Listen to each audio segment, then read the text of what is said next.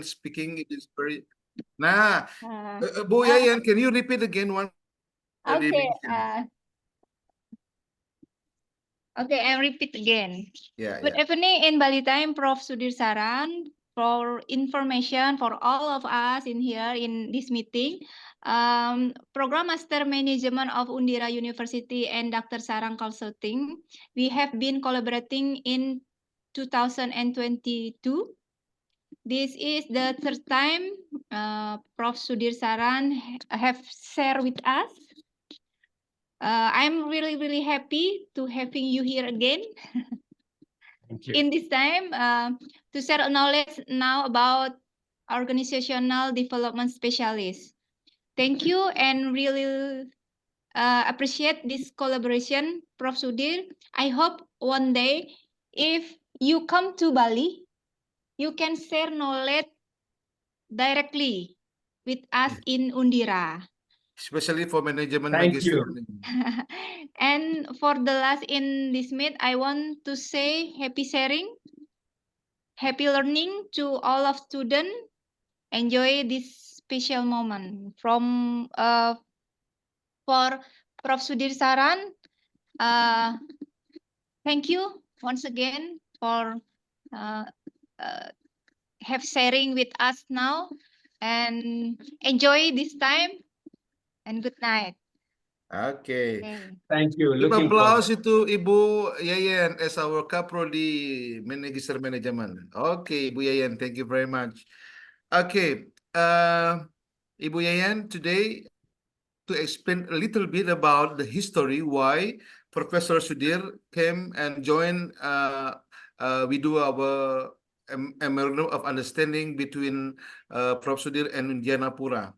2000, when I was vice rector of Indianapura, I went to Bangalore at that time, and then I met Professor Sudhir in Bangalore, which is we have a international conference. Professor Anantagiri.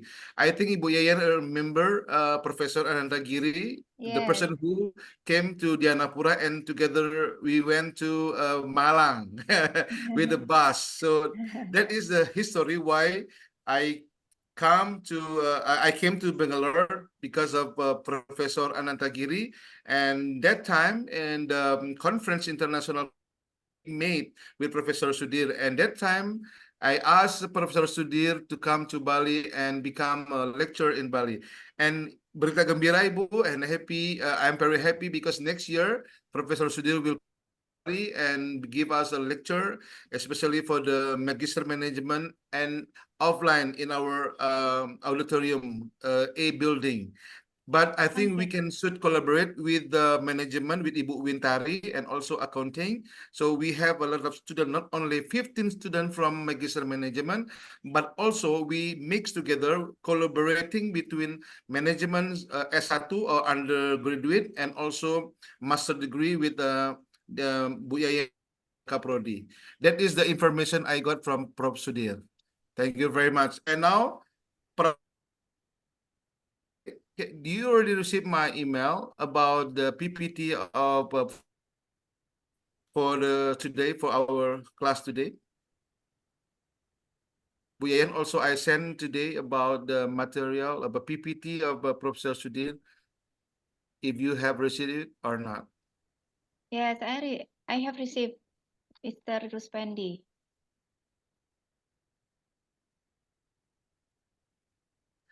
Okay.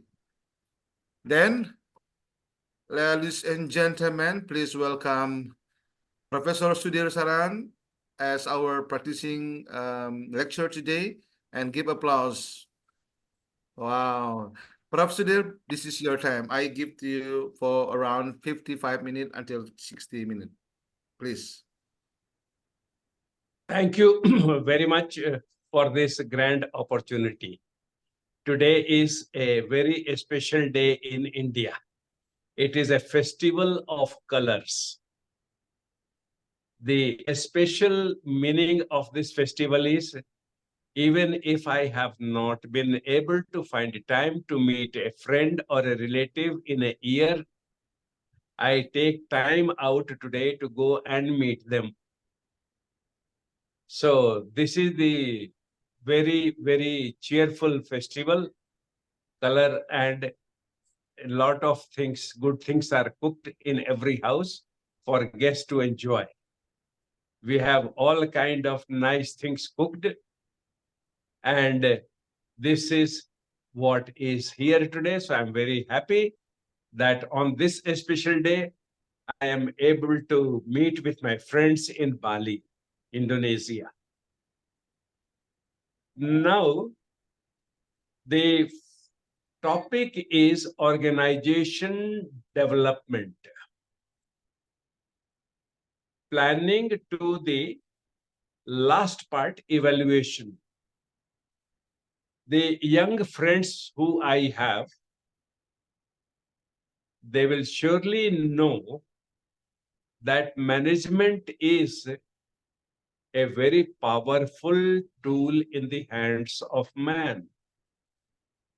What makes it powerful is whatever dreams and desires any individual has in any walk of life, they can achieve it by using the tools and techniques of management. And therefore, I'm very happy that I'll be able to share a few thoughts of mine with the young students who are attending the session today. I thank Dr. Ruspendi, I thank Professor Yeyen for this opportunity given to me and to the higher management of the Dhyanpura University. Without their kindness, this will not have been possible. The language barrier is there, I recognize it. If I could speak Bahasa, I could convey my thoughts more effectively. But man is never slave to language. Thanks to man's intelligence, even if I cannot speak a word of Bahasa, through my gestures, I will be able to convey a lot of the meaning. Experts in communication have researched and found that if I am sending a message and Dr. Ruspendi is receiving that message, then more than 68% of the meaning is conveyed to my body language, gestures, my face expression, my body movement. Body language conveys more than 2/3 of the meaning, and the words only convey 18% of the meaning.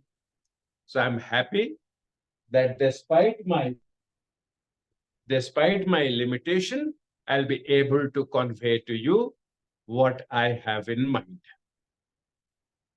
The very first thought which I want to share with you is connected with today's topic. There was a working manager in USA in early 20th century. He was Chief Executive Officer of American Steel Company. His name was Alfred P. Sloan, S-L-O-A-N. He donated money to a university in America. In gratitude, they named their MBA college Sloan School of Business. I remember this gentleman because he has said something which every student of ours today, Dr. Ruspendi, should remember. Today is the day of internet. All the students can go to Google and search the keyword Sloan's definition or quotation on organization.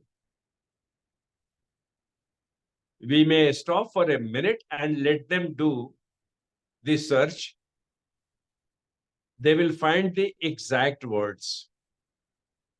But to save time, I will request them to listen to what Sloan broadly said. He said two things. He said, take away all the assets that I have. Let me repeat, take away all the assets which I have. Leave me my organization. And in 5 years, I will get everything back. Organization development is a specialized field which executes what the great man Sloan said. Dr. Ruspendi noticed this fact that if economy changes, some businesses are impacted in a positive way. Other industries are impacted in a negative way. If technology changes, some industries are favored in a positive way, some are impacted in a negative way. And no single CEO controls the entire economy. No single CEO controls the entire technology. Now, if the bad things happen, then what do I do? This is what Mr. Sloan said. Take away all the assets which I have, but leave me my organization, and I will get everything back in 5 years. This is the power of the topic that we are going to discuss in 2 hours today. Is Professor Ayan connected? Okay. If I want to now underline the importance of the topic, I think I have underlined it. It's such an important topic, such a vital topic for all the young students who are attending it. In 2 hours, they will discover why it is that important, and they will develop confidence how they can use the concepts, how they can use the tools in their own organization, in their own work. So they will be able to contribute to the employing organization. If they're running their own organization, then the organization they own, they'll be able to do it. This is that powerful. Now, the first thing which I want to show you is an experiment. All of you know what is this. This is called compass. What does compass do?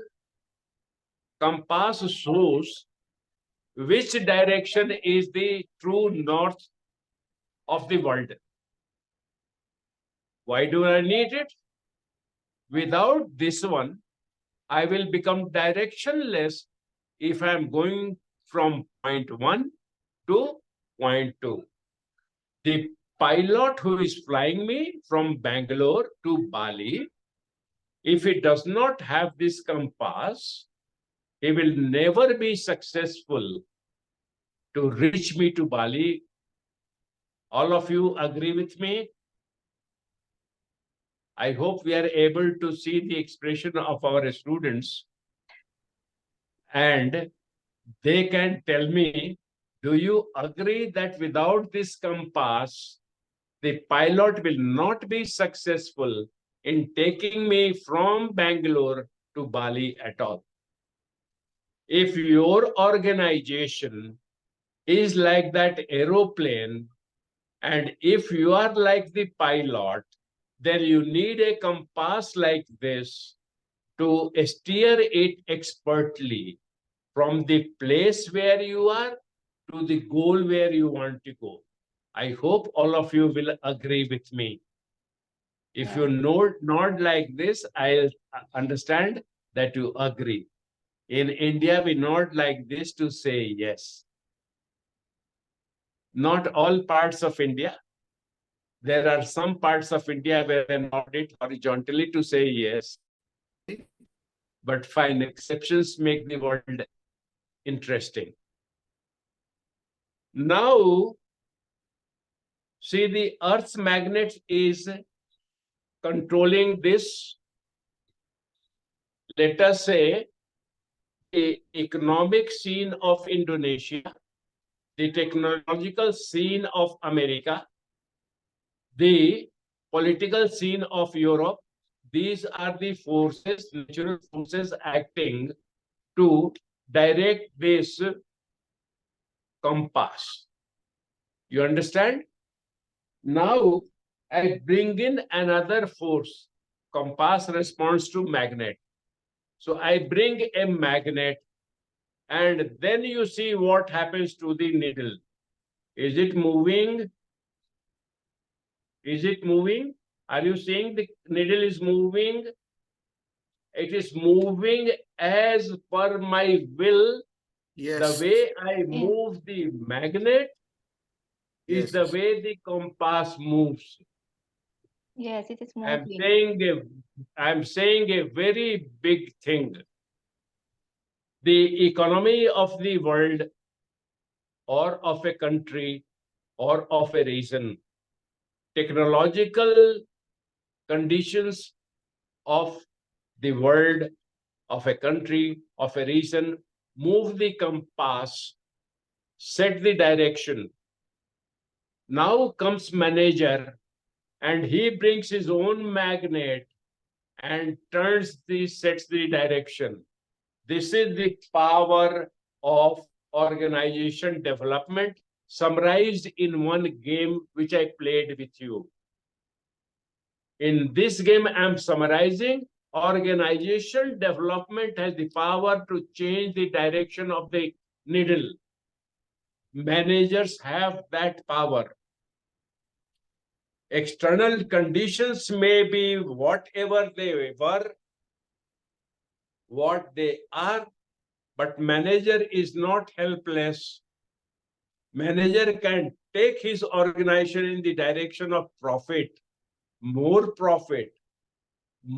revenue, if he masters how to move organizational needle through organization development. So Professor AN, Professor Ruspendi, I'm very grateful to you that we are meeting for the second time. Last time I could not show this because my knowledge was growing. In 1 year, my own understanding of the power of organization development has grown. And today I'm able to show my 15 students that this is what is there in a very eloquent, direct, easy to understand, unforgettable way, what can be achieved by mastering organization development. So this is our reward at the end of the learning which happens today, interacting together. Now, the second thing which I want to show is many of you have played this game. There are channels, there is a mesh, and there is a ball. If I move it correctly, then the balls can move in the center. From the outer layer, where the balls are, they can move through my hand movement. Yes. And I can bring them all in the center. When we bring it in the center, we win the game. You know this game. Very difficult. Correct? Little balls are there. If I move my hand correctly at the right time, if the balls are the desirable things I want in the organization.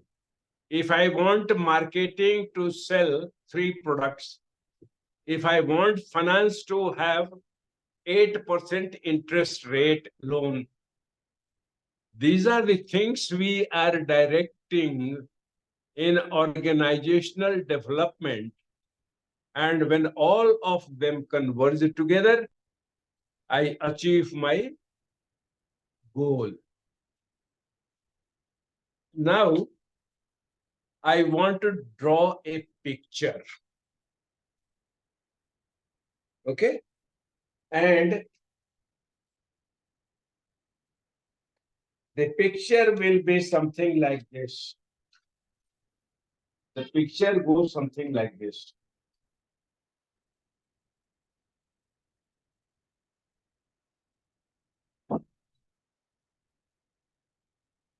Are you able to see?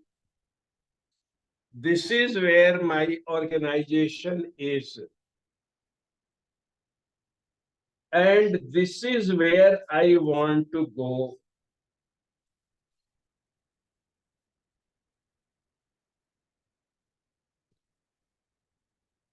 What needs to be done?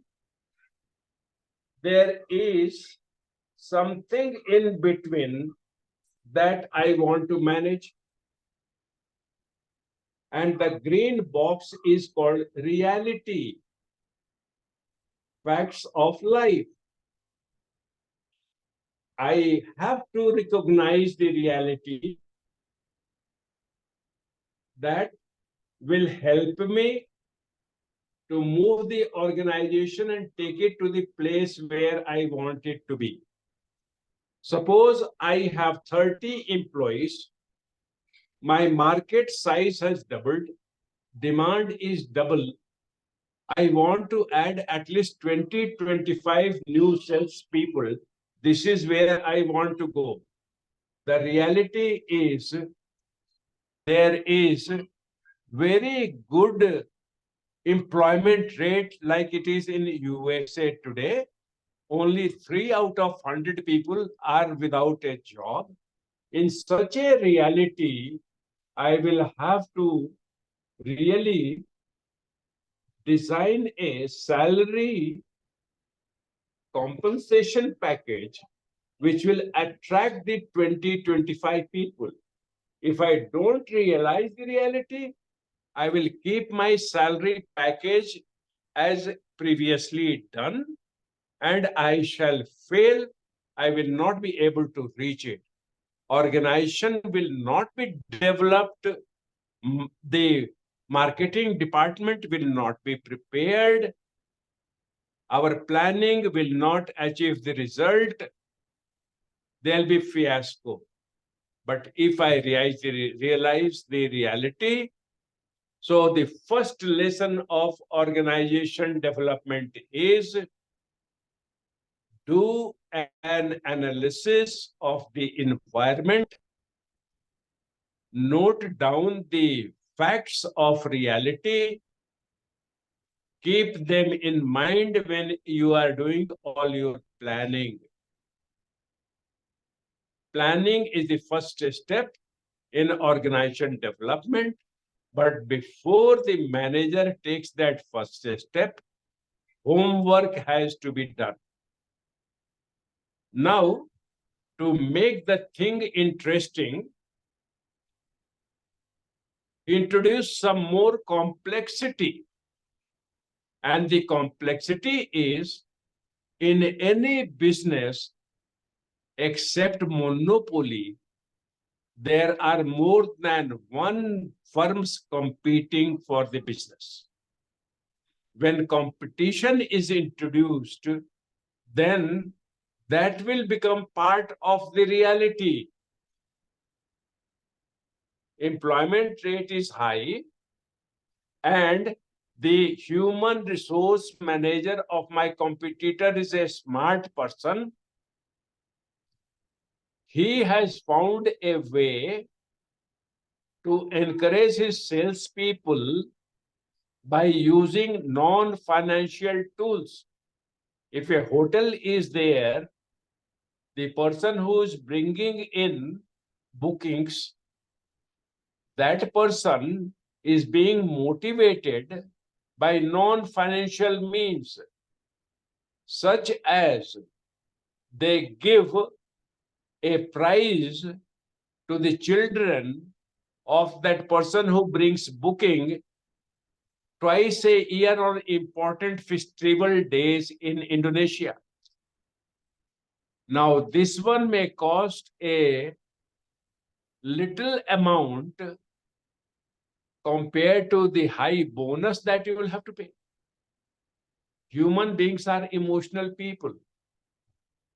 Money alone does not motivate us to do great job, show great loyalty, show great motivation towards our role, towards our organization. So reality will also include not only economy, technology, political scenario, etc. It will also include other organizations who have the power to impact me while planning for organizational development to make my organizational development impactful, to make my organizational development planning effective. This picture must be kept in mind. I hope my point is clear. Professor Ruspendi, is the point clear to our students? Please check with them. Let me a little bit give explanation in Bahasa Indonesia a little bit, Prof. Sudhir. Ya, later I will give you a chance again to continue. Jadi adik-adik mahasiswa, teman-teman semua, pertama tadi dikatakan dia menunjukkan sebuah kompas. Jadi kompas itu penentu arah. Sama kayak dalam perusahaan itu pemimpin atau manajer, dia mengarahkan anak buahnya atau departemen head ke bawah untuk menentukan ke arah mana, apakah dia profit, revenue-nya meningkat atau tidak. Nah, yang kedua tadi ada gambar bulatan atau bentuk bulat yang berisi bola kecil-kecil. Awalnya saya nggak melihat itu ada bola kecil-kecil. Ada garis yang bisa membuat bola kecil itu masuk sampai ke titik tengah. Nah, bagaimana cara mengarahkan bola itu sampai kepada titik tengah itu perlu ada peran atau kerjasama antar departemen yang ada sehingga mencapai tujuan. Nah, disinilah perlu adanya kerjasama atau koordinasi sehingga dia ambil contoh tadi employment rate apa tadi itu ya, tingkat bunga pemasaran. Nah, salah satu contoh pemasaran pada saat anggaplah Pak Arus sebagai head marketing, sales and marketing department, maka saya akan mengarahkan. Nah, di satu sisi ada juga pesaing.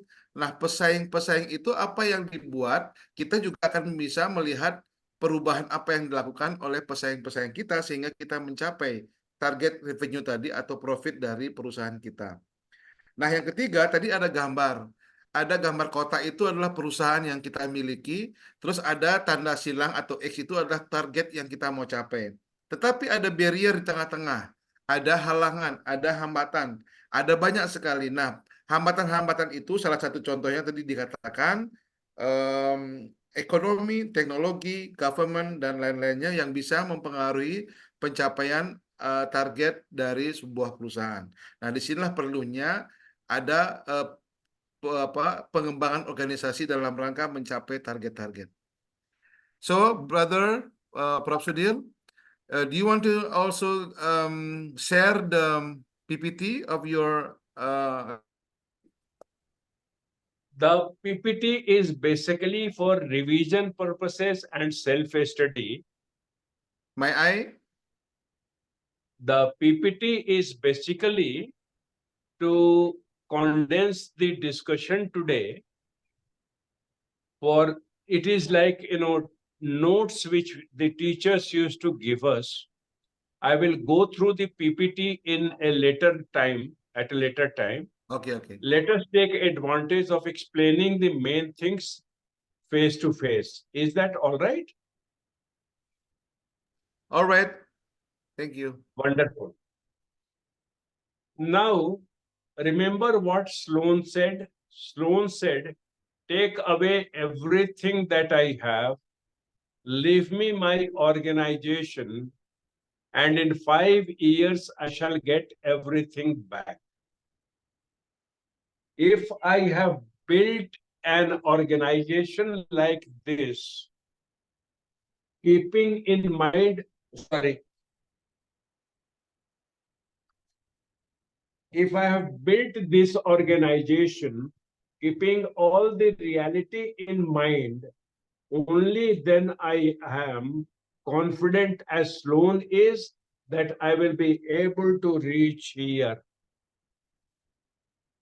You know, do you agree with me? To understand confidence of Sloan, I have to build this organization.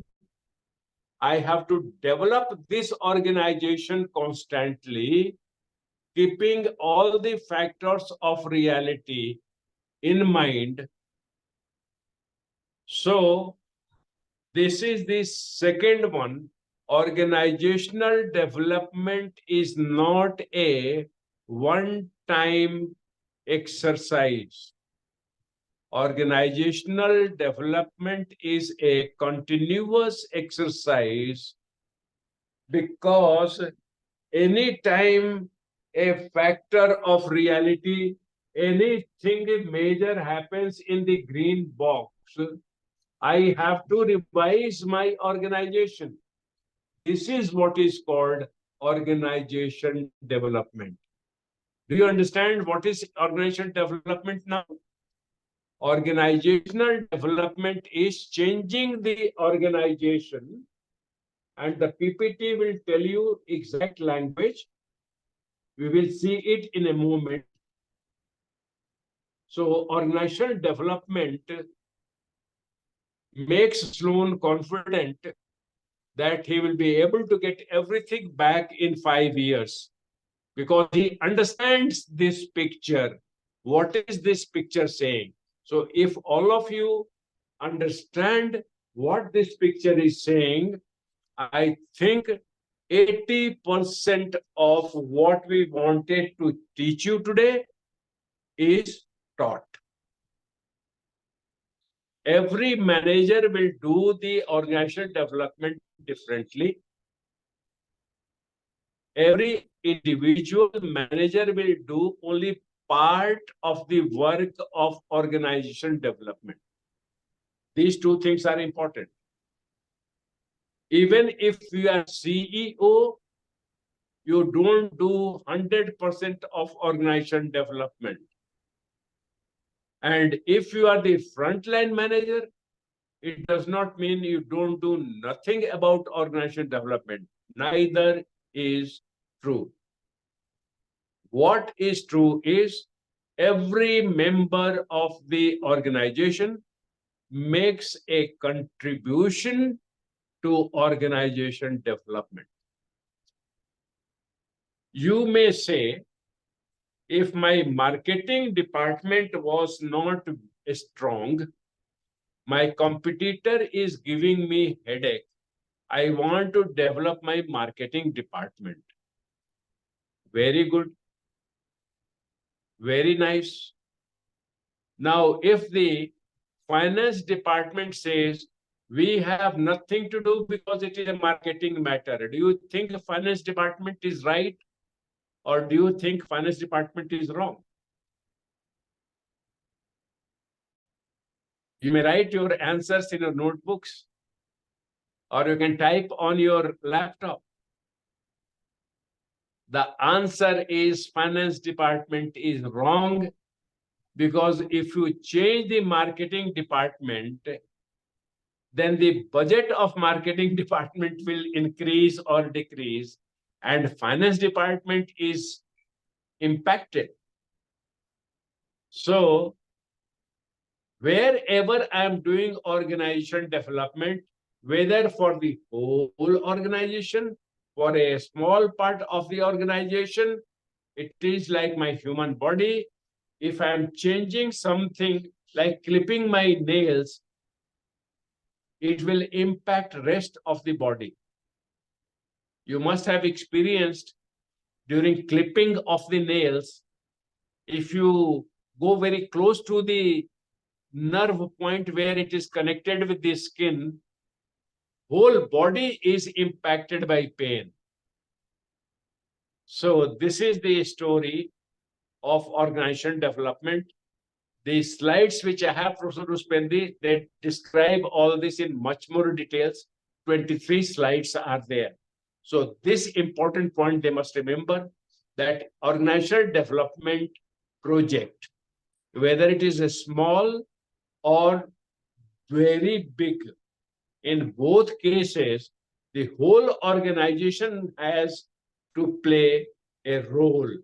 And most of the expert organization developments, they know this, they realize it, and they take it into account. But the less expert ones make the mistake of saying that we are developing marketing department, so personal department, don't worry, finance department, don't worry. No, no, no, no, no, no, no. That is not what I'm trying to say. The lesson I'm telling you is this. This is based on the personal experience. Now, at this point in time, I will request Professor Ruspendi to tell the students his experience of developing a hotel where it was 100 beds. He has the story where it grew by more than 1,200 rooms. So please share that story with the students so that they understand what is the power of organizational development and why today's class is so important for them. Please. Okay. Thank you, brother. Prof. Sudhir. Yes, I have an experience when I was a general manager hotel, which is 5-star hotel in Laras Asri Resort and Spa. In 2011, I was yeah, as a general manager in that time in Salatiga. In the beginning, they have only 100 rooms. Yeah.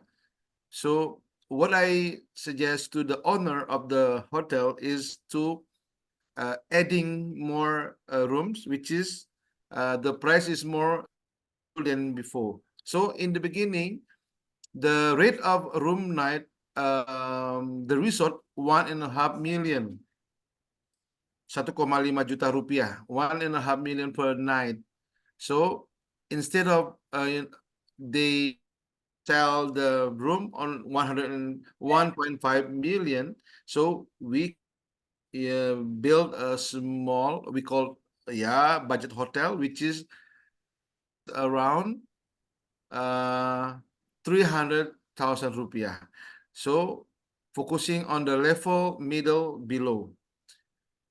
And of course, the next is restaurant. In the beginning, only one restaurant, which is Indonesian food. But then after I discussed with the owner of the hotel, I mentioned we changing a little bit with the restaurant, European restaurant and also Chinese restaurant. So the development organization, of course, occur in these things. So we do, of course, we do our planning, we do our budgeting, human resources, etc. and etc. until we do our evaluation. So that is my small example, Professor Sudhir. Please, I give your time again.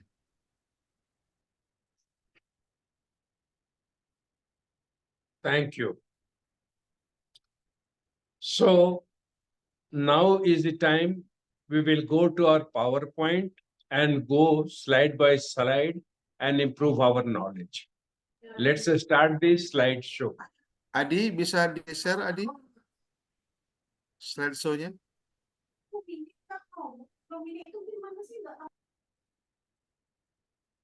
Let us go to the slide number 1. This is slide number 3. Let's go to the original slide.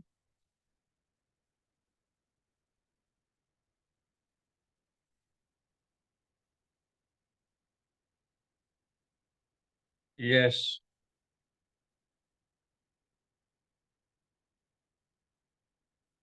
The first slide, if you press the cursor, right cursor, yes. So this is the topic. Then next, this is the picture. And then Sudhir Sharan, my name is there. Okay. This is the introduction slide. And look at the table. You realize so many people are involved, you know, in doing this one. Okay.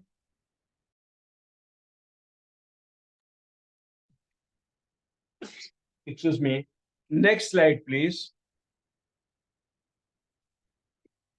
Now, if I want to develop the organization, I have to use what is called structured interventions. So this is the term to remember. It is called as techno-structural interventions. This class of interventions includes changes in how the overall work of an organization is divided into units. Who reports to whom? For example, methods of control, the arrangement of equipment and people. Next, workflow arrangements. And finally, changes in communications and authority. So you see, this is the complete picture what happens during structured interventions. And what are the structured interventions? These are class of changes, how the overall work of the organization is divided into units. Anybody wants to ask me any question at this time, clarifying question? I will stop and answer. Adik-adik kalau mau If bertanya, anybody wants silakan to ask me diberi a question, kesempatan. I'll stop and answer that question. This very important slide, read it, it is there. After reading, tell me, do you want to ask me any question? Because I want that you feel confident that you know. Jadi di dalam slide katakan tadi struktur apa namanya intervensi struktural teknologi. Jadi di sana yang pertama dikatakan kelas intervensi ini mencakup perubahan dalam bagaimana keseluruhan pekerjaan organisasi dibagi menjadi beberapa unit. Jadi ada melapor kepada siapa, metode kontrol, pengaturan peralatannya, orang-orangnya, pengaturan alur kerja dan perubahan dalam komunikasi dan otoritas tadi. Nah, di sana juga disebutkan tadi tentang restrukturisasi. Nanti silakan ada pertanyaan mungkin dari adik-adik, silakan langsung pakai bahasa Inggris boleh, bahasa Indonesia boleh. Silakan.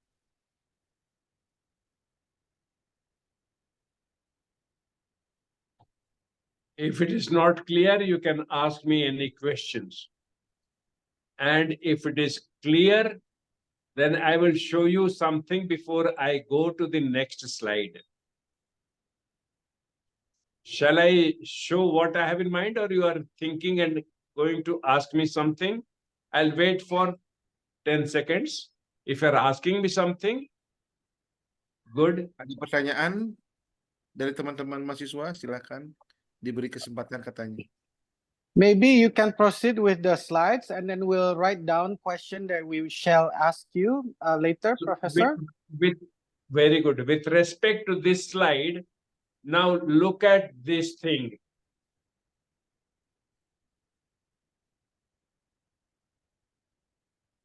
You know what this is called? This is called Russian dolls.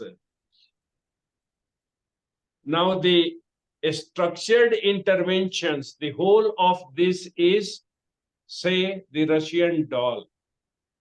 When I open the Russian doll, then what I find, there is one more doll inside it. Which one is this? Point number 1, which is there.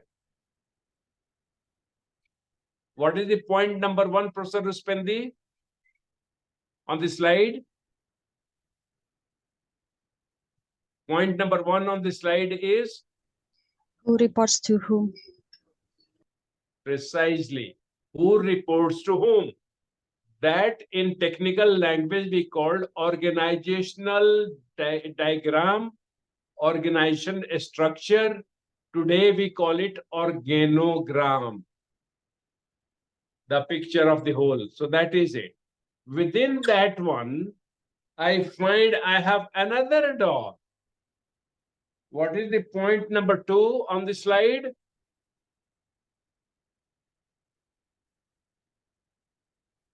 Methods of control. Precisely. Then what is interesting is there is one more doll inside that one. What is the third one?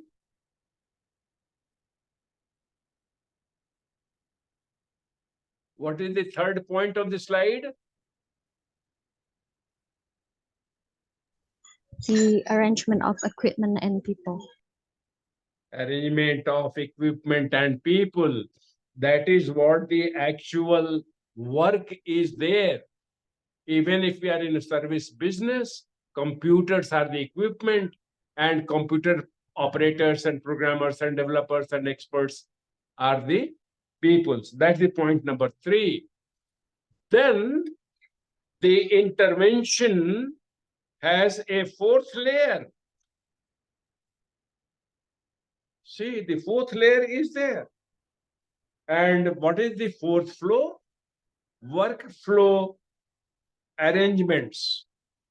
Workflow arrangements is, unless the electrician comes and switches on the power system, my computer will not be switched on.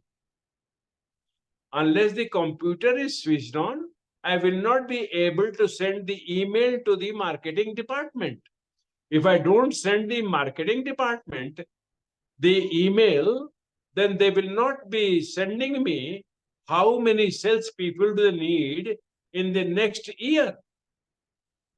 All this workflow will be impacted. So this is it. And finally, there is one more doll inside this doll. One more doll is there inside this doll. Changes in communication and authority. Who has the power to take the decision? Who has the power to pass the bills? This is authority and communication. So you see, this slide is saying the structured intervention is like this big doll inside which there are 5 dolls. 2, 3, 4, and 5. I hope you will be able to remember this lesson with the help of this example. I want you to understand and I want you to remember. That is what Professor Ruspendi and I and Professor Yeyen are here for. This is our joy, that you understand and that you remember. Okay? Go to the next slide, please. Yes. So when you go to the next slide, what you find is there are 2 terms important there. Restructuring. Restructuring is defined as reducing the number of employees, removing excess layers of management. You have seen many examples in the last 3, 4, 5 years about downsizing, restructuring happening. If you have been wondering what is this, remember that this is part of the organizational development. Organizational development is not always increasing and growth. Organizational development is also reducing the size of the organization, reducing the number of people in their employment. Why? Because that is what the reality demands. If there is less demand, then I need less people. Okay? Now, this is what this slide is. Workforce reduction is downsizing, and organization redesign is also part of restructuring or downsizing. If there is any question, I will answer it. If there are no questions, I'll move to the next slide.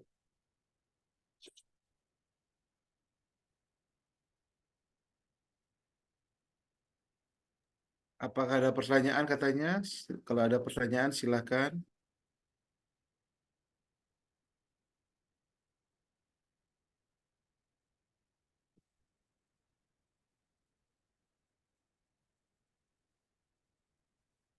Ya,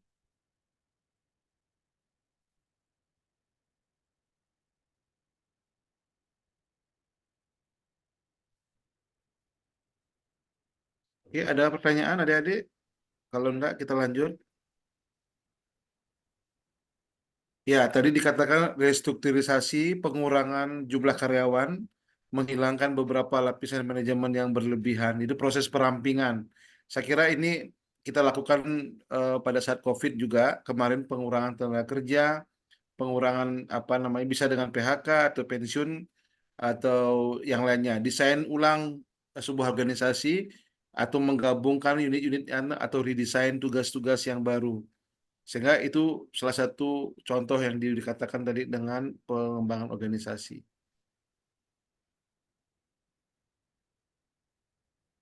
Oke, brother, Prof. Sudhir, I think I want to yes, ask, please. ada pertanyaan? Yes. Adi, silakan. Go ahead. Prof. Sudhir, I want to ask a question.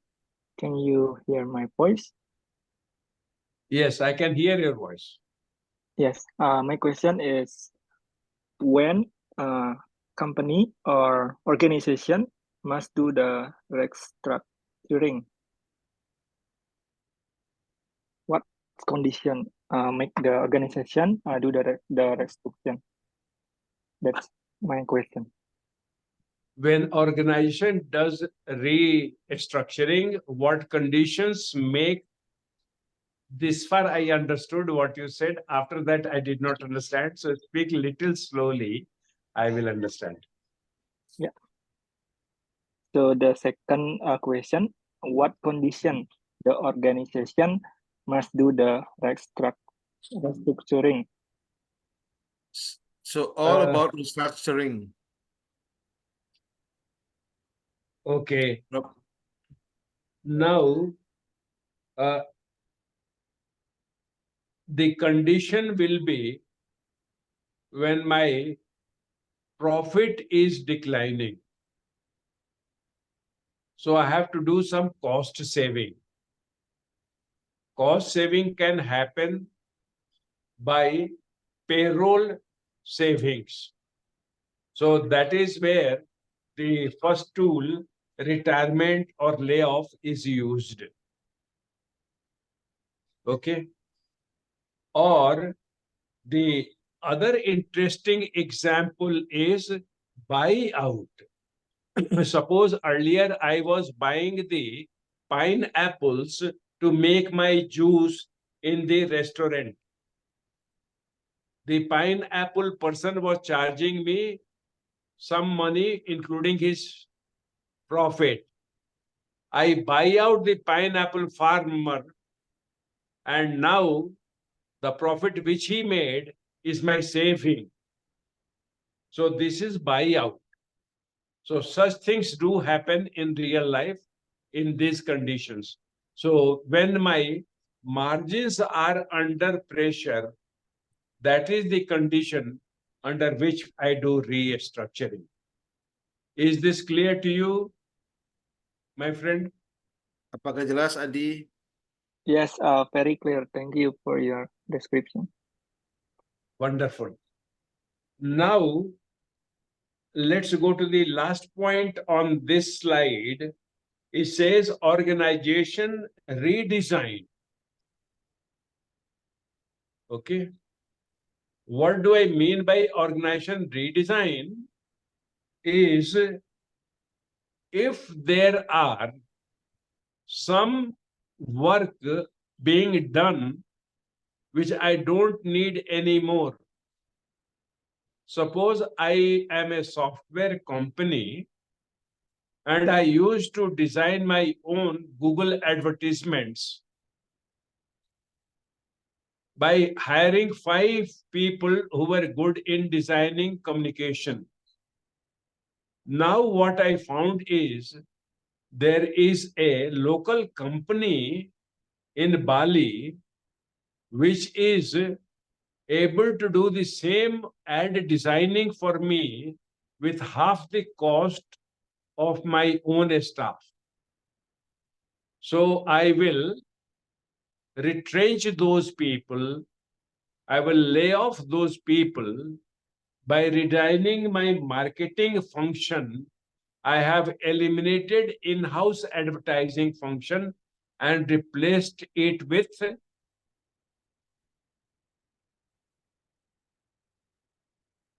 outsourced advertising function.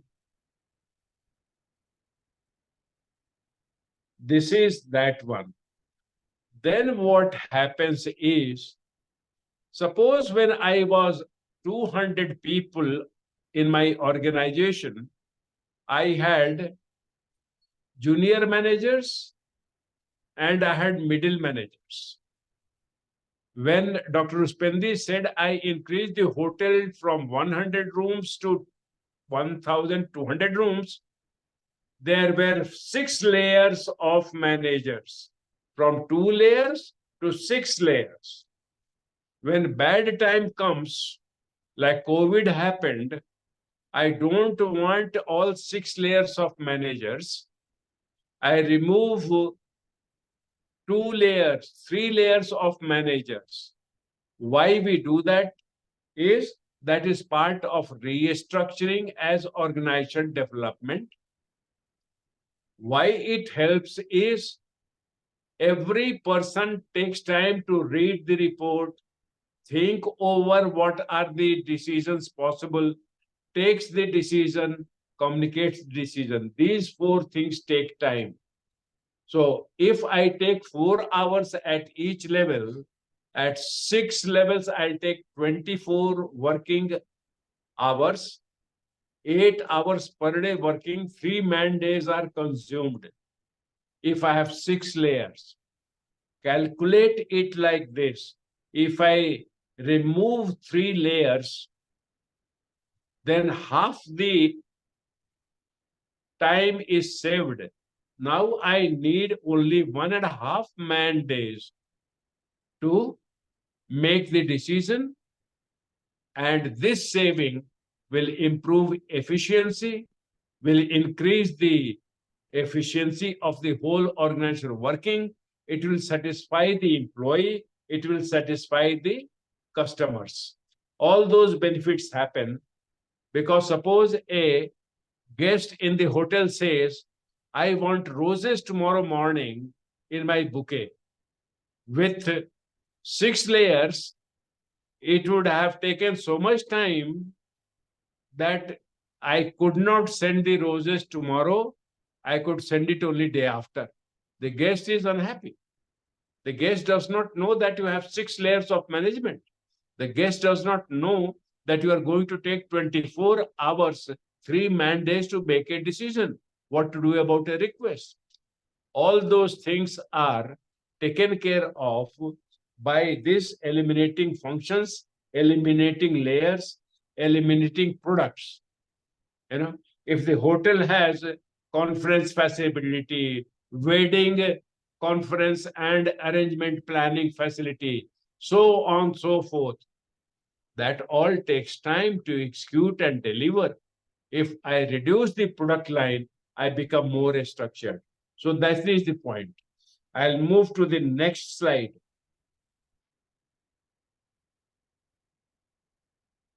Introduction to Organization Development. OD is Organization Development, explained in the next line. This was discovered by Beckhard in mid-1950s. And today we are in 2024. So it has 70 years of history.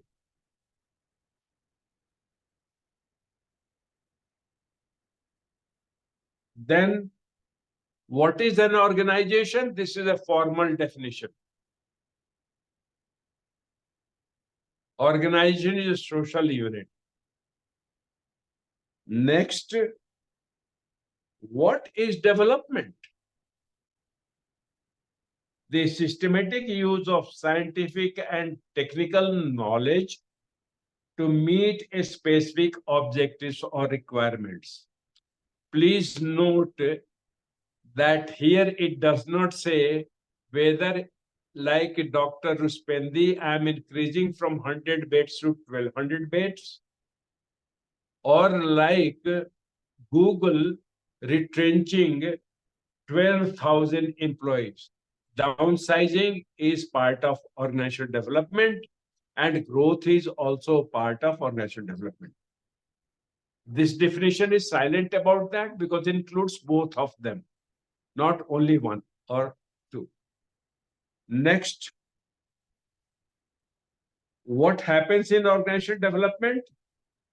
This is a deliberately planned effort. Hotels, if they are reducing number of waiters, if they are reducing the number of room services staff, because guests are not coming, occupancy rates are down, because there is an epidemic or some other reason, there may be war, there may be some other economic factor, then what is happening? Organization development is needed, and it will be a deliberately planned effort. That's very important. The second thing is, it is a framework for change. So these two things you remember. It's a deliberately planned thing, and it is a roadmap for change. Is it easy to understand or it is difficult to understand? Let me a little bit, brother. Yes, please. Yeah. Jadi istilah pengembangan organisasi ini diciptakan oleh Richard Beckard pada pertengahan 1990-an. Jadi pengembangan organisasi ini akronim dari dua kata, organisasi dan pengembangan. Nah, organisasi itu sendiri definisinya unit sosial orang yang terstruktur dan dikelola untuk memenuhi kebutuhan atau untuk mengejar tujuan kolektif. Kalau pengembangan, penggunaan sistematis pengetahuan ilmiah dan teknis untuk memenuhi tujuan atau persyaratan tertentu. Jadi kalau digabung kedua-duanya dari pengembangan organisasi tersebut adalah upaya yang direncanakan dengan sengaja untuk meningkatkan relevansi. Seperti yang saya katakan tadi, kalau tadi Pak Rus merubah tadi kamar cuma 100 menjadi 250, itu ada perubahan organisasi, tentu saja ada hal-hal yang berpengaruh, termasuk di dalamnya adalah perencanaan biaya. Pengembangan organisasi ini termasuk dari karyawannya, pasti akan bertambah, fasilitas juga bertambah. Makanya di sana dikatakan pengembangan organisasi itu adalah kerangka kerja untuk perubahan, dan seringkali itu membantu pemimpin untuk melakukan perubahan-perubahan ini. Jadi upaya yang direncanakan dengan sengaja untuk meningkatkan relevansi tadi dalam kelangsungan hidup berorganisasi. Oke, continue, brother. Okay. Now, going to the next slide. Meaning of organization development is known both a field of applied behavioral science focused on understanding and managing organizational change as a field of scientific study and inquiry.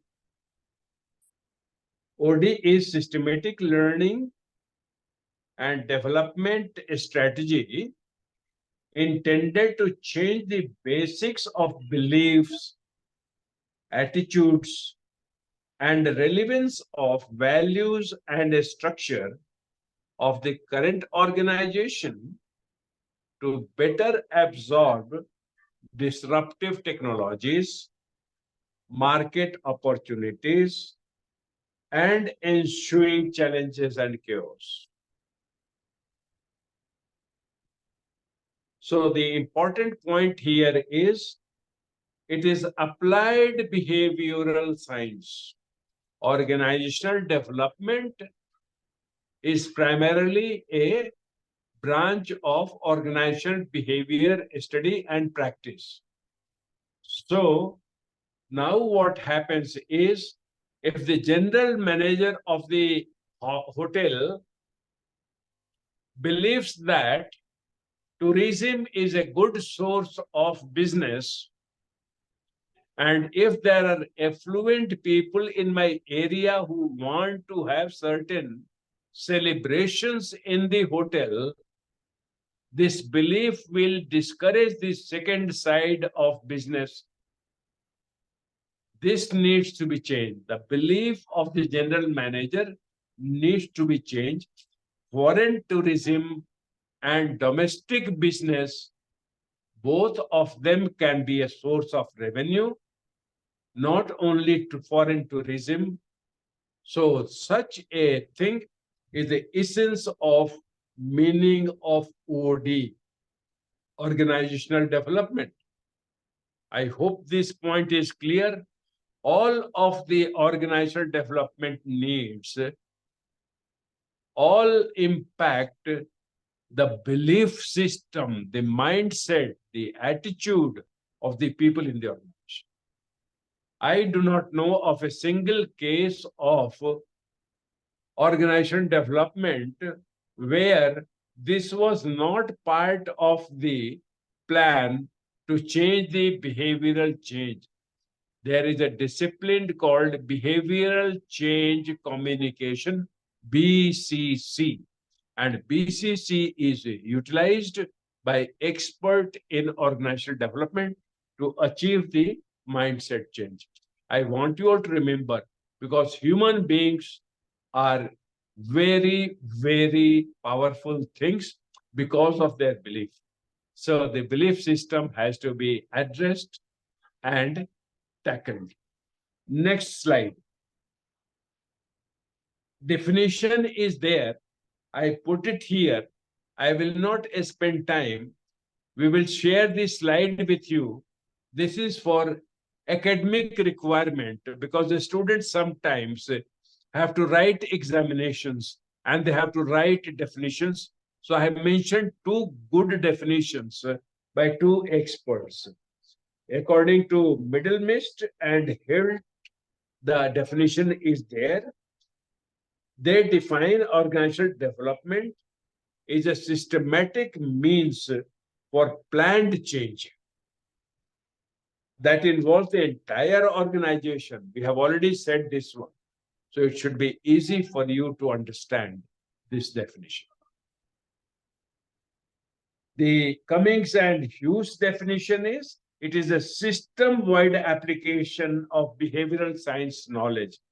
This also should be now, at this point, very easy for you to understand. If you have any difficulty, please ask me any questions before I go to the next slide.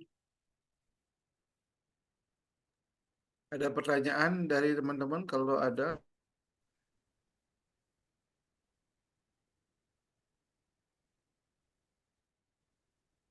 Jadi tadi ada dua teori tadi diberikan dari Benny sama Cummings and Worley tentang apa itu pengembangan organisasi ya. Jadi teman-teman bisa baca nanti. Yang pertama dari Benny itu tentang respon terhadap perubahan, sedangkan Cummings itu tentang aplikasi seluruh sistem pengetahuan yang berpengaruh kepada, tadi teknologi itu berpengaruh kepada perubahan. Silakan kalau ada pertanyaan.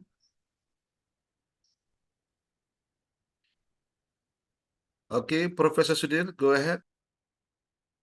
There are two more definitions on the next page.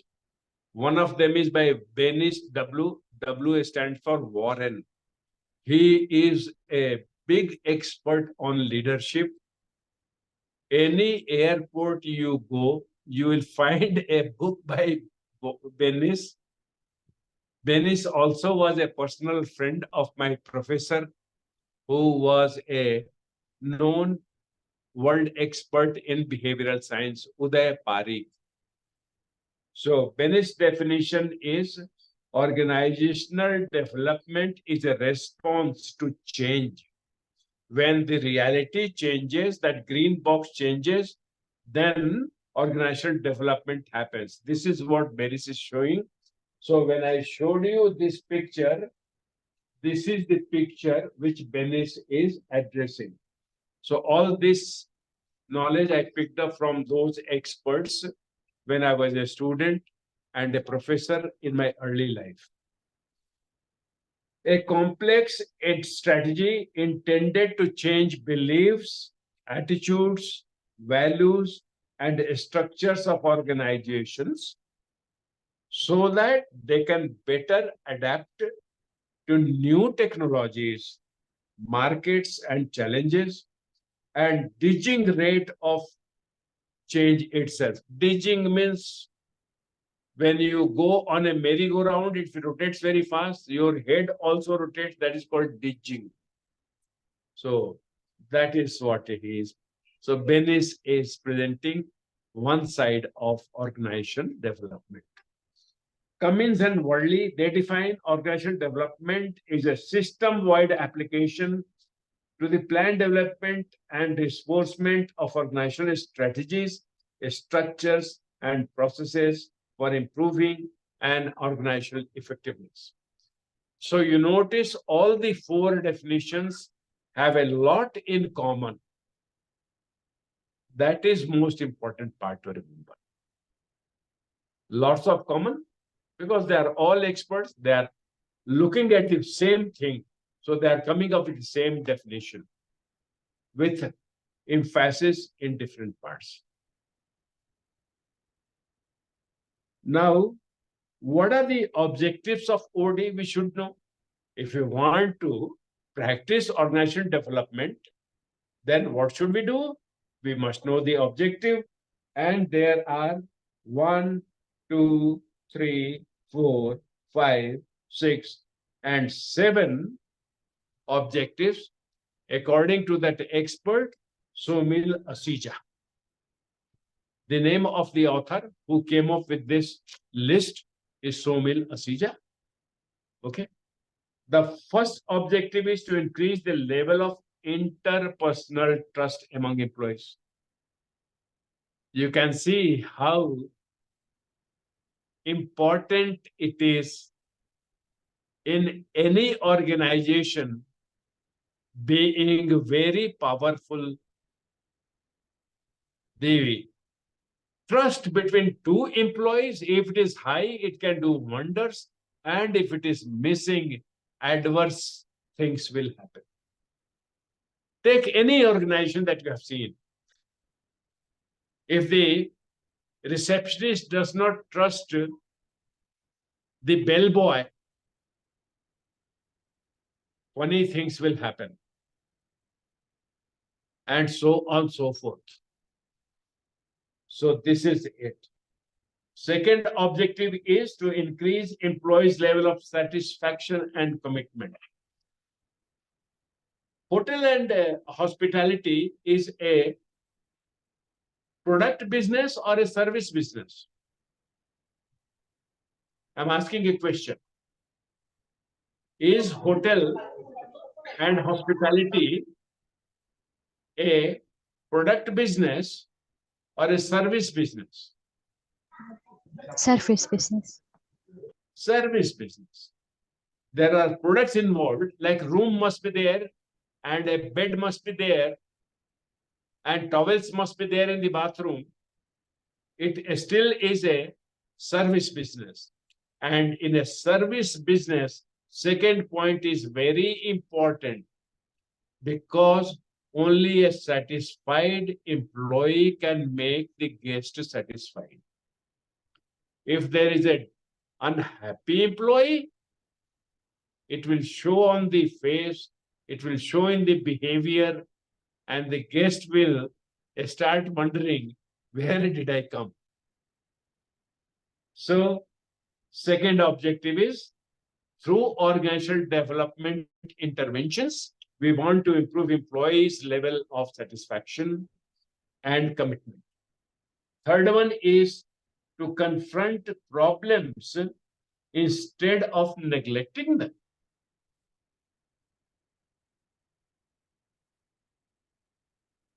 If my air conditioner is not working because my electrician has resigned and gone, I have to address that problem.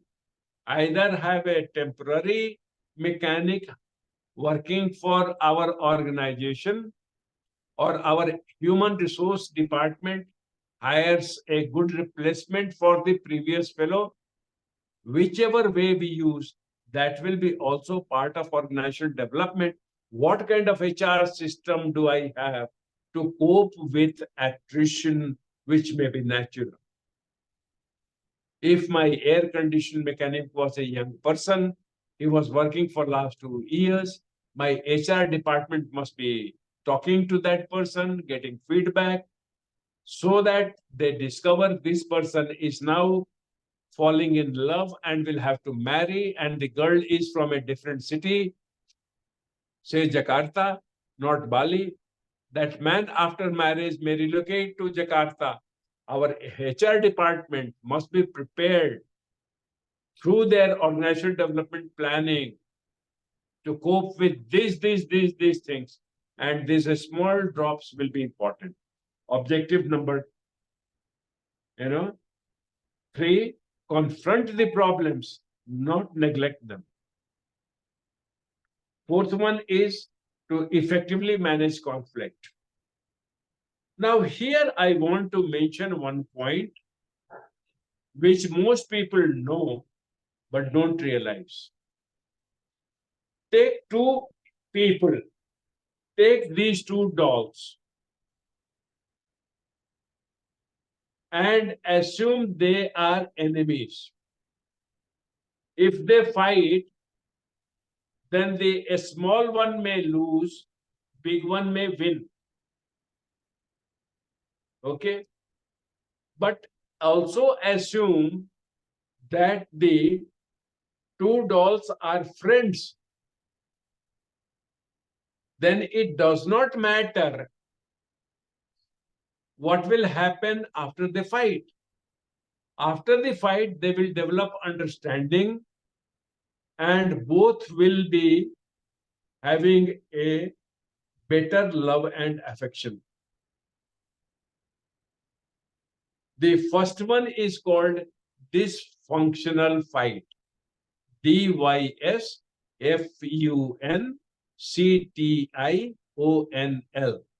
Dysfunctional fight. In dysfunctional fight, it is like 2 enemies fighting. One wins, the other loses. It is zero-sum game. The victory of one is equal to the loss of the other. Net, nothing is gained by the organization. If 2 people in the organization fought like enemies, it will become a zero-sum game. One may win, the other may lose, but the organization does not win anything. But if 2 employees fight like friends, at the end of it, it will be functional. Both of them develop understanding. They know what was the cause of the problem. They will know how to remove it. You must have experienced this in your life. If there is trust between 2 members, they fight, but then the fight is not zero-sum game. Only when the trust is missing, it happens that the conflict becomes a zero-sum game. The next point is to increase cooperation among employees. This is very simple point. You don't want me to explain it. So I will move on to the next point. The next point is to increase the organizational problem solving. In business, every day challenges come. A guest comes up. He has a meeting at 8 o'clock. He sets a alarm on his mobile. It goes at 7 o'clock. The guest puts it on snooze and then does not wake up in time. Now he comes to the reception at 10 past 8. I had to leave at 8 o'clock for an important meeting. Now, if you have a party who can arrange a good taxi for him, you will have solved a problem. This was an unusual situation, but your customer service will be at a higher level if you have prepared a problem-solving organization. This is the kind of organization Mr. Sloan was talking about, that you live this organization with me and I'll get everything back. This is the most beautiful part. This is one of the important objectives of the organizational development work. Last is to put in place process that will help improve the ongoing operation of the organization on a continuous basis. This is very obvious to me, but without organizational development, this will not happen. If there is not a person, intelligent manager, who is very clear how to make sure that this happens, it will not happen. And therefore, all these 7 are important. And when you take them together, you realize what a blessing it becomes for the whole organization. I hope you understand the 7 objectives. If you have any questions, I'll stop here and talk to you. Please, I'm waiting. Kalau ada pertanyaan, adik-adik, silakan. 7 objectives together, you know what wonder they can do. If you did organizational development in the right way, in the effective way, you will have the kind of organization which Mr. Sloan is talking about, which Professor Ruspendi described to you. In that OD example, they will have each of these: conflict resolution, bringing trust. Yeah. Let me solving. explanation, brother. Ya, Yes. adik-adik, tadi dikatakan dari Somil ya, ASEJA tadi, tujuan dari organisasi development itu ada yang pertama tadi untuk meningkatkan tingkat kepercayaan. Jadi antar karyawan, antar pribadi. Meningkatkan tingkat kepuasan dan komitmen dari karyawan. Yang ketiga, untuk menghadapi masalah, alih-alih untuk mengabaikannya, seperti apa menghadapi masalah terus mencari solusinya. Untuk berikutnya mengelola konflik, ya pasti dalam perubahan organisasi atau pengembangan itu pasti ada konflik yang terjadi, dan bagaimana cara kita untuk mengelola konflik supaya secara efektif. Berikutnya meningkatkan kerjasama antar karyawan. Nah, seperti saya katakan tadi, adik-adik, pada saat kami membuat restoran Chinese atau European food restoran, atau menambah meeting room dari 1.000 orang bisa masuk di dalamnya, itu pasti perlu ada kerjasama antar departemen atau karyawan.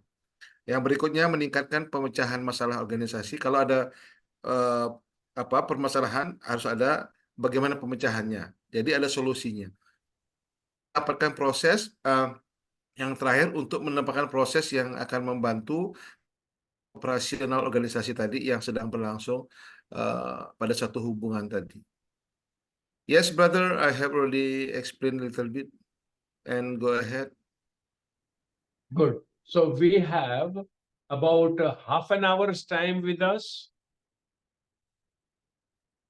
We still have around 10 minutes, and then we have a discussion. Very good. So now, do we go through the rest of the slides or do we go into the discussion?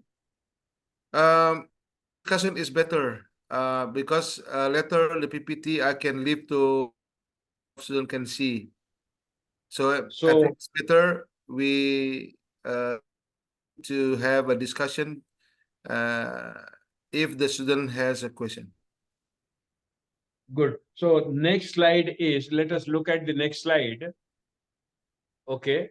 Next slide is about assumptions and values of organization design. Okay. And two columns are there in this slide, as you notice. One column is assumptions and the other is values.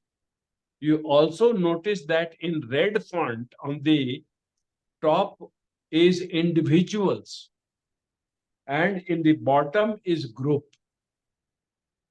There will be one relating to organization. This point is very important for you to understand. When I say a famous hotel like Marriott or Ridge, then the whole organization is there. That whole organization is made of groups. It may have a restaurant group. It may have a outbound travel or cruise group, and so on and so forth. So organization is the biggest one. Part of that is group. Each group is further divided into teams. And the smaller part of team is obviously the individual. So normally we take teams and groups as same. So we get three levels: the whole business, its subunits, and then individuals. Organizational development happens at each of the three levels. Some of the objectives, for example, creating trust and satisfaction, are individual.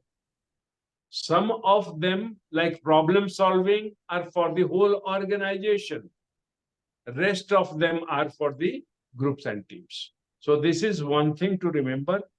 And the assumptions that we are making, what is important for you at this point of time to notice is, it may be true, it may be false. And therefore, assumptions must be questioned.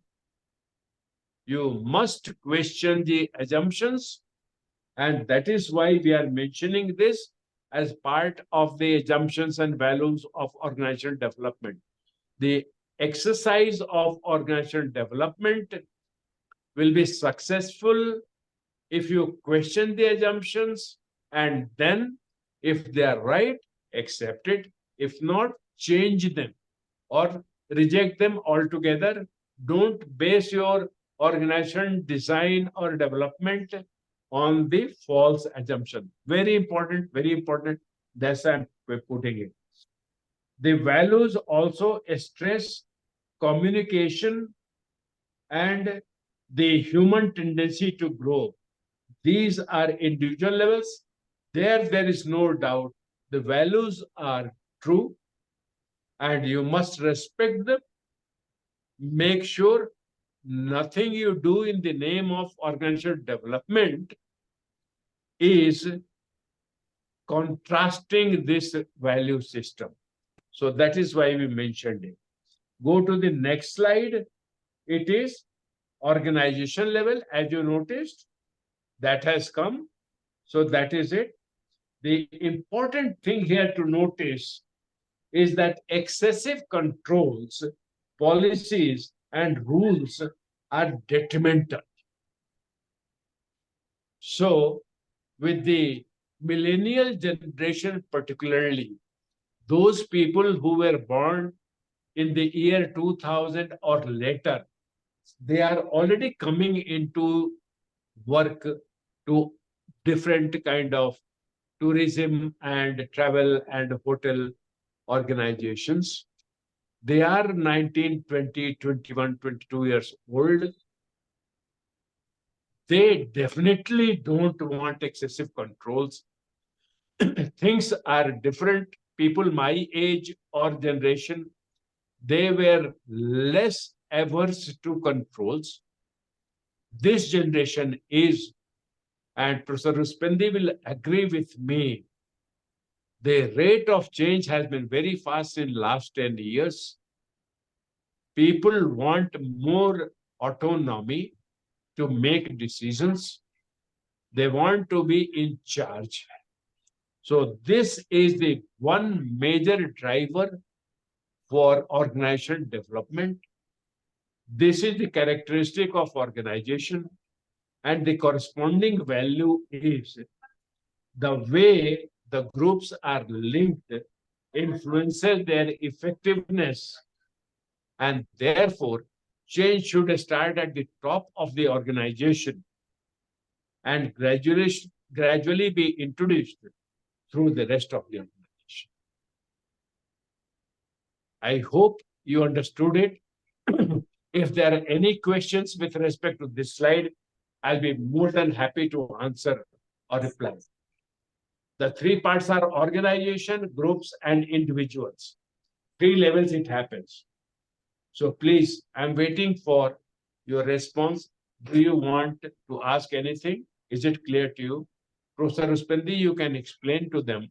Yes, adik-adik kalau ada pertanyaan silahkan. Tetapi tadi sudah dikatakan ada 3 level tadi ya, individu, kelompok, dan organisasi. Jadi ada level yang pertama, individu itu adalah, jadi kita dalam organisasi itu kita ingin apa dalam suatu organisasi. Karyawan itu memiliki banyak hal untuk ditawarkan. Jadi kreativitasnya, energinya, saya kira ini di hotel juga banyak ya, khususnya HRD melihat ini. Tetapi dari segi kelompok, nah kelompok dan tim itu kan berbeda dia. Jadi itu kecil, jadi ada yang dalam organisasi itu ada kelompok. Jadi organisasi itu ada kelompok departemen ya yang apa namanya memiliki pengaruh kuat ya untuk melakukan suatu perubahan.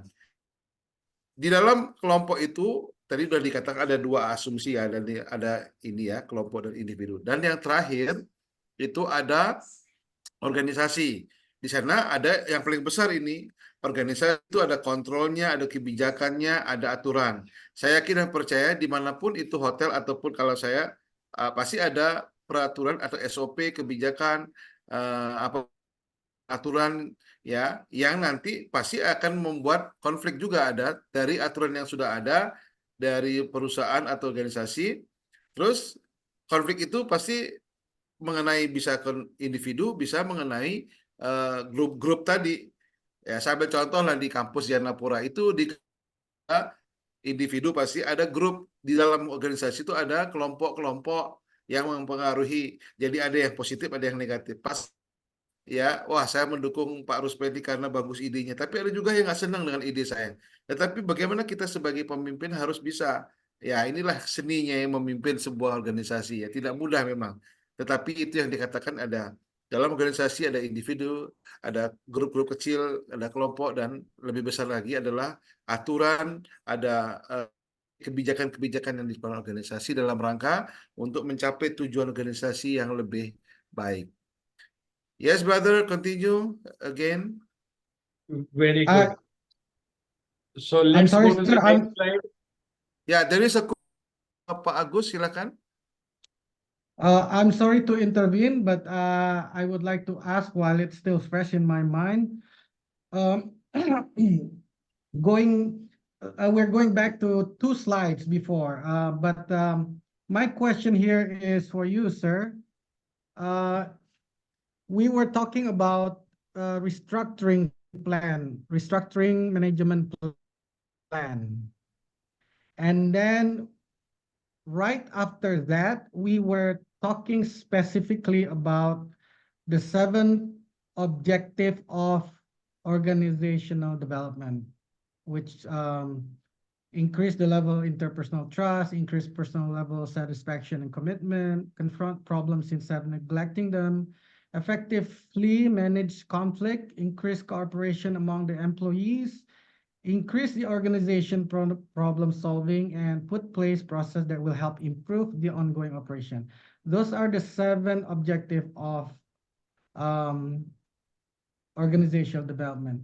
But going back in regard to the restructuring management plan, my question for you, sir, how does the restructuring management plan will affect the 7th point of organizational development in the employee, in the group, and as an organization? If I am restructuring and suppose there is department A, which is an artificial intelligence, which improves the customer acquisition for the hotel. And if there is a separate department called personal selling, which also improves customer acquisition, increases the room booking. If my HR department does the restructuring, does the whole organizational development as per the principles, does it expertly, then my first objective will be achieved. Employees who are asked to go will be as part of cost saving, which the personal sales people will appreciate. Now the question is the individual, the man or the lady who lost the job is in AI. What should HR do as part of an intelligent and effective OD plan? I have found that in California, where I spent some time, there the HR people go extra mile to train the person who is being let go, so that that person is ready for a new role. That HR person uses the network as part of the OD to find this person a job. And if the person is not able to find the job, they give a very generous, what they call in California, golden handshake for the employee. So these things are important, so that my restructuring, that slide which you mentioned, achieves my objective slide there. This is one example. Hope it answers your question. Thank you, sir. You answer everything, including the real life setting example. I was going to go forward. You're 5 steps ahead of me already. Thank you very much. Thank you. Thank you. Yes, Professor Spendi, anybody has any questions, I'll be happy to take it. Otherwise, we'll go to the next slide. Shall we go to the next slide? Yeah, we go to the next slide because we have only 5 minutes more, so then we have end our class. This is a very important slide, and it is called process of OD. And you see the whole OD has been shown on one slide. We are showing it on one slide. It is a planned approach, systematic approach to improve employee and organizational effectiveness. Both of them are important. Let me emphasize. If the organization is not effective, the employee will find it very hard to himself or herself become effective. But if the organization is effective, it becomes much easier for the individual to do his or her work in a way that he or she becomes effective. How does it happen? 5 broad things are done. This is the whole of OD. We are trying to cover it in 2 hours, so we have limitation. If it were possible, we could have done this in detail. God willing, sometime in future, maybe we'll do it. Now, the first one is problem identification. Why are we doing organization development? That must be very clear. Second thing is data collection. As I said, if I don't know what has changed in the environment, what has happened here in the green box, then I cannot do any effective organization development work. So this is what I have already told. This is being said here. Data collection, diagnosis, planning and implementation, evaluation and feedback. I am sure, in short, I have told you, this is the total landscape of organizational design. 5 things. Each of them are connected through an arrow. You see, the red arrow is connecting each of them. So it is not a work which is done in isolation. Problem identification defines what kind of data collection happens. What is not here in the diagram is the arrow is one directional. The arrow points from problem identification to data collection. In real world, there is two-way relationship. If I don't get certain data, then I have to change my problem definition. The problem definition cannot be without data. So if I did not get the data, I have to change my problem definition to match what data I have. Secondly, if the problem is important, I will have to increase my budget for data collection. And when I do the data analysis, if I come to inference that the problem definition itself is flawed, customers are not booking hotels in my country, not because my hotel service is bad, but because something like a terrorist attack happened in a nearby city. Now, what can I do about that? Data collection comes and tells me, change your problem definition. Okay. So there is a two-way connection between problem identification and data collection. So this is only additional point which I make. And I promise you, next time I use this slide, I will show two-way relationship between these two steps. Thank you. We can move to the next point, please. Jadi ada identifikasi masalah, pengumpulan data, analisis proses, analisis fungsi dan domain. Tadi ada beberapa hal-hal penting yang bisa kita pelajari dari 5 hal tadi. Next, brother. Next slide is details of that problem and process analysis of these different analysis. So let us go to this one. Now there is a slide on effectiveness of AD. After this one, there'll be one organization intervention. Okay. So after looking at the next slide about effectiveness of OD, we can stop and have a discussion. The rest of the slide people can see at their leisure. They can send your question to you. Please WhatsApp to me. I will answer them. We will create a channel of communication for the rest of the slides, which we will not discuss. The next slide, effectiveness of OD. Go to the next slide. Yeah. This is what we will discuss, and then we'll stop for discussion. Is that okay, Professor Ruspandi? Yes. And I think is good when we have a discussion from the student. And later the intervention of organization student know the PPT I will deliver to them. So the effectiveness of OD emphasizes humanistic achievements, humanistic values.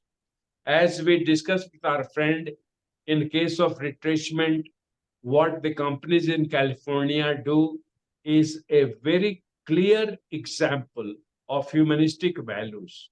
Just because we are dismissing an employee, terminating his or her services, does not mean we don't recognize what work he did or she did when they were in their employment. We want to create a good world overall, a nice world of business where it is not transactional relationship, but it is a humanistic relationship.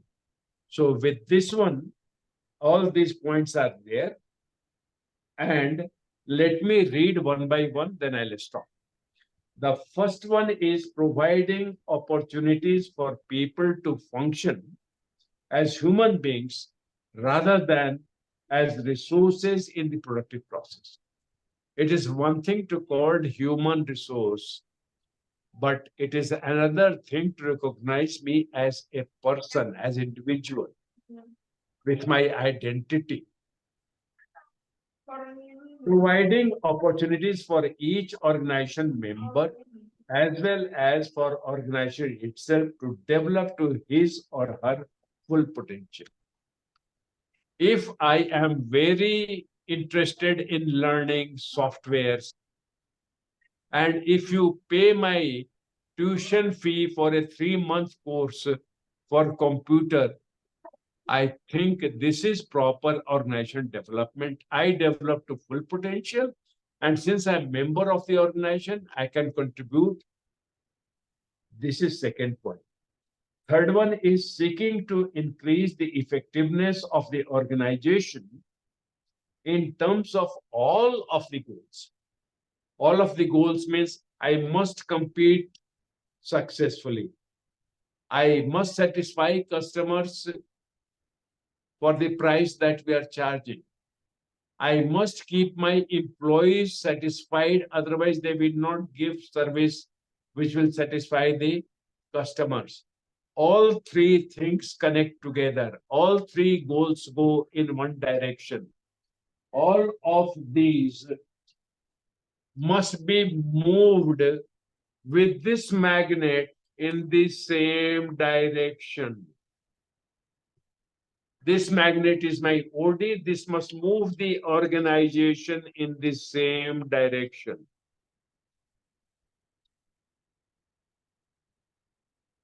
Fourth one, attempting to create an environment in which it is possible to find exciting and challenging work. This is easy said and done, but fine. If you can raise your OD to this level, one and good. Fifth one, providing opportunities for people to influence the way in which they relate to work, the organization, and the environment. This is becoming increasingly important today, and we must know it. Millennials want it. Challenge is this. So OD professionals must learn how to do this. The final point is treating each human being as a person with a complex set of needs, all of which are important in his or her work and life. This is the ultimate level of organizational development. Thank you very much. Let us now, go for our discussion. So, Dr. Ruspendi, yes, slide presentation, we will stop. We have very few, very little time, huh? I don't know how to if there is a question from the student, please go ahead. Adik-adik kalau ada pertanyaan atau sharing boleh sebelum kita menyerahkan sertifikat.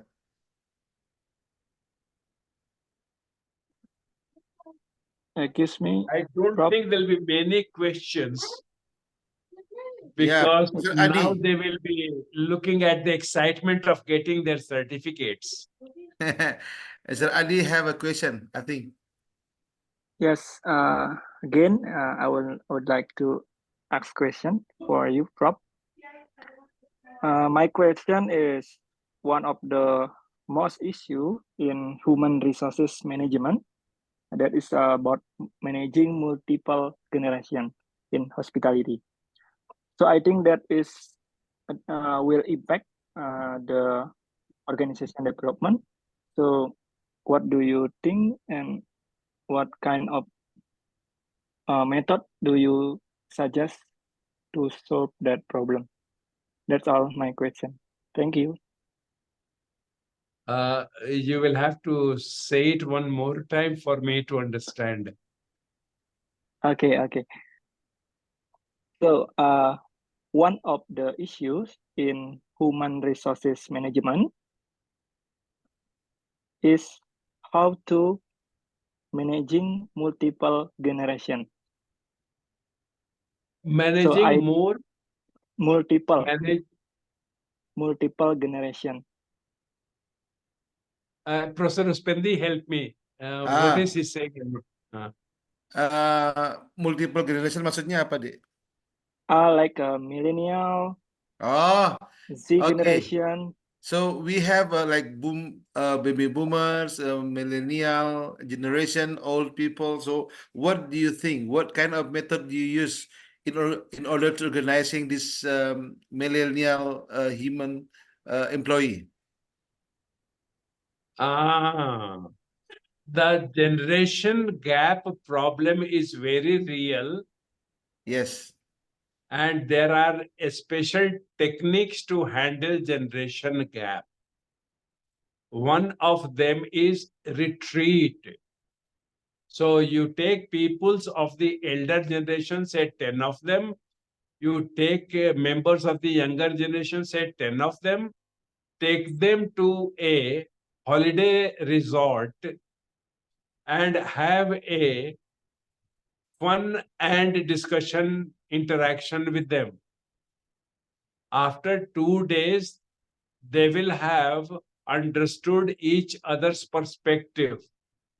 When they come back, they share their experience with members of their generation. Now, this has been tried in Bangalore by the software companies because most of the leaders are members of the elder generation, and most of the key innovating research staff, software staff, are millennials and members of the young generation. They think differently, want differently, work differently, etc. So the retreat experiment is working well in organizational development. This is only one, not all, but many techniques have been developed. California is full of such experiments, and I bring them to Bangalore from there. You can take them to Bali also and try. This will work. Thank you very much. Yang lain silakan. Thank you, Adi.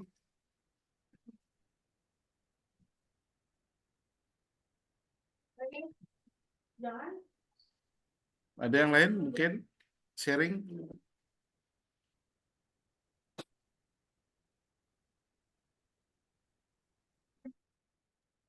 Oke.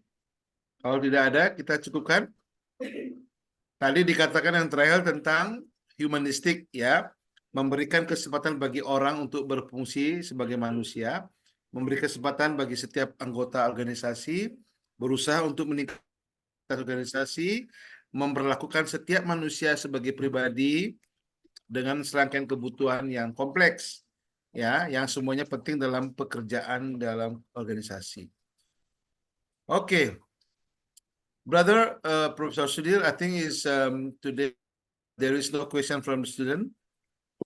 I think time is up because we already 9, yeah, 11 past, yeah, 9. So we end this program and Pak Adi udah siap ya. Jadi adik-adik atas nama Dekan Fakultas Bisnis Dianapura, kita mengucapkan banyak terima kasih atas pencerahan dan kuliah hari ini. Brother, we on behalf of the Dean of the Faculty of Business, Dianapura University would like to thank you very much for your enlightenment, for your Thank you. lecture today. Yeah, as a form of acknowledgement, we would like to give a certificate to you. Pak Adi, silakan. Yeah, give applause Thank you very to much. Professor Dr. Sudhir Saran. Because today we have a lot of experience that Professor Sudhir give to us in order to share the knowledge and enlightenment to the student of Magister Management Dianapura. Thank you very much. Thank you very much. Agus Sutenanda, you want to say something to Professor Sudhir? Say thank you. We are very thankful, grateful to be able to hear and receive a great lesson today, sir. Thank you very much for your time. Thank you. And it's good morning for you there and nice spring. I hope you have a very beautiful week. Yes, thank you, Pak Agus, and also Adi and Sir Sudhir. So I think next year, Professor Dokan will come and visit us in Dianapura University. I do believe and I do hope our student, all of you will see in Aula Gedung A, in E building. So we have planned. Dr. Sudhir Saran will give us a guest lecture, the others students, not only for this student, not only for the Magister Management, but also under what we call accounting program study, management, hotel management. So we have a lot of people can hear your enlightenment. Thank you, Professor Dr. Sudhir Saran. Thank you very much. It was an honor to be here with you. Ya, Pak Adi, Ketua kelas, mau say something sesuatu, Mas? If you want to say something, silakan. Yeah, I want to say thank you for give us many things about organization development. Yeah, I hope this learning not end with this time, and we can see all of the student in Dianapura. I wait you. Thank you. Thank you. Okay. Thank you. Yeah, so time is up. Professor Sudhir, I will share this PPT that you already give to us, and so they can learn. Oh yeah, adik-adik, if you want to discuss or directly to Bapak Professor Sudhir Saran, I will give phone numbers of so you My can WhatsApp discuss. number is good. Yeah. I have one single number for everything. Yeah. So- Or we can put you in our WhatsApp group so you can have discussion together with us. Sure. Okay. I'll be happy to be in that group. Thank you. Thank you Take very a much. picture. Wonderful time. Professor, It was take a pleasure picture talking first. to you. Yeah, we take a picture first together with the students. Pak Adi, can you take a picture together? Pak Agus Satya, open camera, please. Yes. Can you count, Okay. Adi?